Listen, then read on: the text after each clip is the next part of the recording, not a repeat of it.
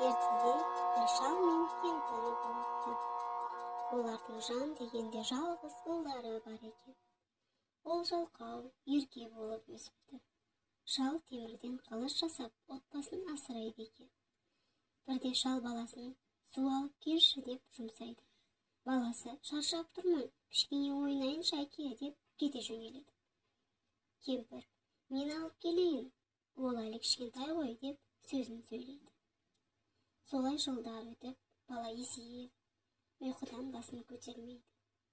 Бір күні шал баласын шақырып, "Олым, міне есейіп қалдың, жұмыс істеп, ақша табуың керек, бізге көмектесуің керек, біз қартайып қалдық" дейді. Жалқау ол жұмыс істегісі келмей отыра береді. Анасы келіп, "Олым, мына ақшаны ал, кешке барып әкеңе жұмыс істеп ақша тауып әкелдім" деп айт дейді. Кешке ұлы әкесінің қасына барып, ақшаны беріп, "Жұмыс істеп келдім, ақша әкелдім" дейді.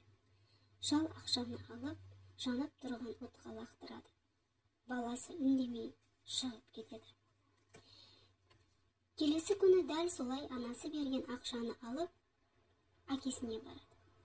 Шал және отқа тастайды. Бала үндемей шығып кетеді.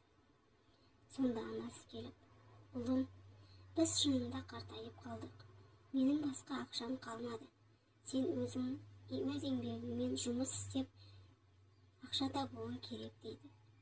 Сөйтіп баласын қалаға шығарып салады.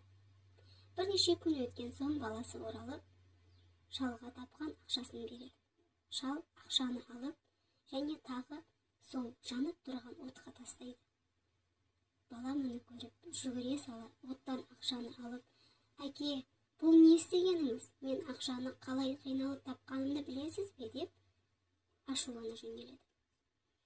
Әкесі күлімсіреп, "Әне енді сендім, сенің шын еңбек еткеніңді.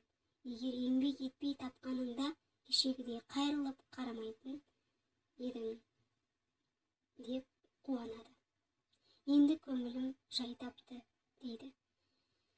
"Еңбекпен ел көгереді. Еңбекпен нан тапсаң рахаттанып өмір сүресің" дейді. Міне содан бастап әке бала бірге еңбек етіп, отбасын асырайды екен.